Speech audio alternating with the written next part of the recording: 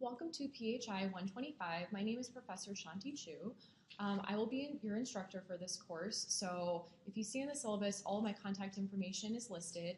The best way and the fastest way to communicate with me is via email, and I respond within a 24-hour time frame, oftentimes a lot sooner than that. But if you don't hear from me within 24 hours, then definitely please feel free to email me again.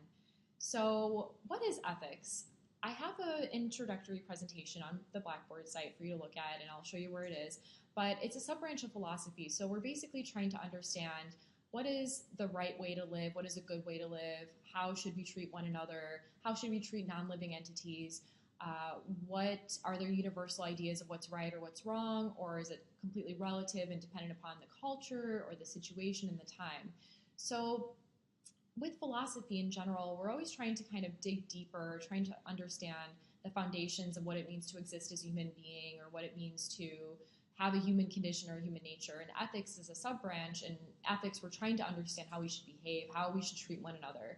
So in this course, we are exploring traditional ethical theories such as Kantian theory, Aristotelian virtue ethics, Mill's utilitarianism, and then we apply these traditional ethical theories to contemporary moral issues such as euthanasia and physician-assisted suicide, or drug legalization and pornography, or political violence, specifically with revolution and war and terrorism, or nonviolence as an alternative to violence. And during the second half of the semester, or of this course, we are getting more contemporary with respect to theories of oppression. So what does it mean to be oppressed? How does it violate personhood and autonomy and the theories we talked about earlier in the course? What is racism, what is sexism, and heterosexism and homophobia? How do we apply these ethical theories to non-persons? So we'll explore those questions with respect to environmental ethics and animal rights. So that's kind of the trajectory for the course. And I really emphasize to really place yourself in these concepts, right? Live and breathe these concepts. Think about what it's like for you to apply these concepts within your contemporary lives. Think about how they, mash up with your lived experiences. Think about what it would be like if everyone acted in the way that we're talking about with respect to an ethical theory. And if you see in the syllabus, I have specific course objectives and specific questions, and I really want to emphasize to you that it's important for you to have intentional questions as you navigate this course to make this course more meaningful for you. I also warn you that this is an intense course, right? We're pretty much cramming a 16 weeks worth of material into an 8-week class. So there's a lot of reading, there's a lot of discussion posts, right, papers. So please be kind of ready and aware of that. If you see on the syllabus, there are course objectives listed, and the third course objective I really want to emphasize, and it's that you will apply philosophical concepts to social justice issues and your own lived experiences, right? That is crucial for you to get something very meaningful from this course, right? We're talking about what it means to live or how we should live, right? And that directly relates to your own lives. So please keep that in mind. With respect to grading, you don't really have any exams. You just have one quiz, and it's a syllabus quiz, and it's just basically to make sure that you read the syllabus carefully, you know what you're in for. It's basically our contract. So please be very thorough as you read the syllabus. Online discussion posts, right, that's a good chunk of your grade, as you can tell from the points distributed.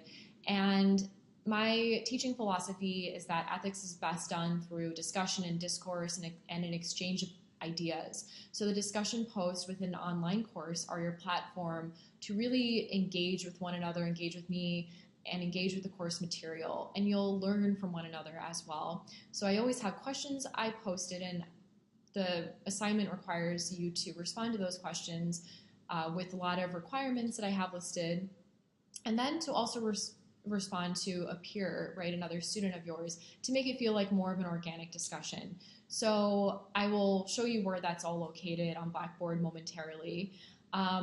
Also, it's important for you to communicate your ideas effectively through papers. So I post paper prompts, and then the papers basically require you to apply an ethical concept or an ethical theory to a specific moral issue. So for example, your first paper is applying Kantian theory or Kantian concepts to the contemporary moral issue of euthanasia. So it's a really great way for you to really grapple with these concepts and to really grapple with these contemporary moral issues we're discussing. And then your final paper, so you don't have a final exam, you just have a final paper. And your final paper is a way for you to communicate your ideas in the form of a blog post, because those are very kind of contemporary ways in which people communicate their theories and their thoughts and their ideas. So that is basically how you're being graded. And I have information on the syllabus about how the points are distributed. I don't accept late work unless something extremely tragic happens or you have a surgery or something like that. Schedule ahead of time, talk to me about it. But if it's, let's say you have a post due at 12 p.m. and it's 12 p.m. that day and you email me and say, oh, I need an extension, right? That's not going to work. Talk to me about it ahead of time if you know that there's going to be an issue with submitting an assignment on time. Academic integrity, plagiarism, very strict about it. It's unethical, right? So just don't do it. And on the syllabus, I have information listed about what plagiarism is, so please read that carefully. Plagiarism is not only directly quoting something.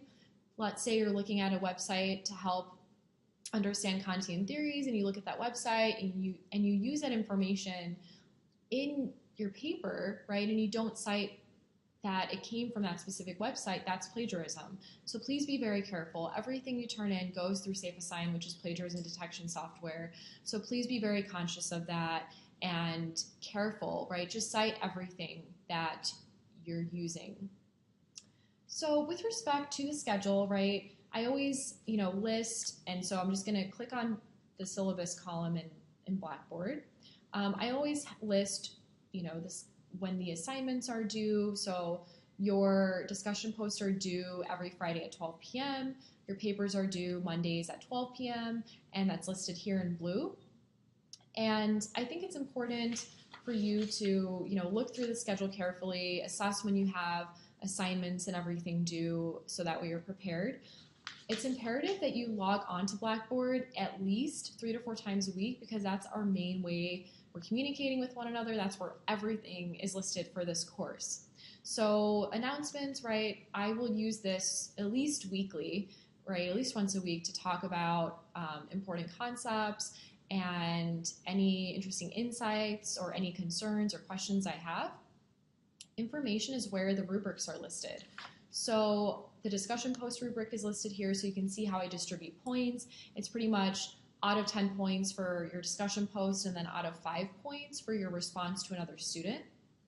And then your paper rubric is listed here. So it has all of the criteria and how points are distributed, how they're structured. So if you want to know how you're being graded, click on information, and this is where the rubrics are listed.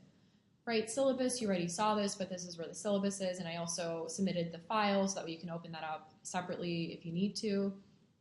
Course documents. This is the bread and butter of the course. So I organize everything by module, right? Everything by week 1 or week 2, week 3. And the videos that I post are going to be in there. The handouts, the links are posted. So please, be very familiar with the course documents. So for example, right, the syllabus quiz is located here.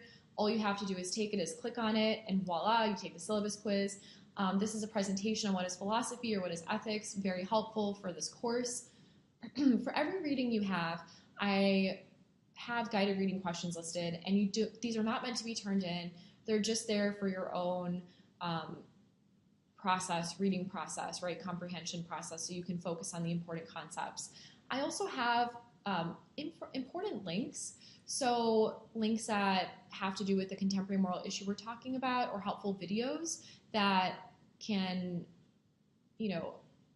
illustrate important philosophical concepts.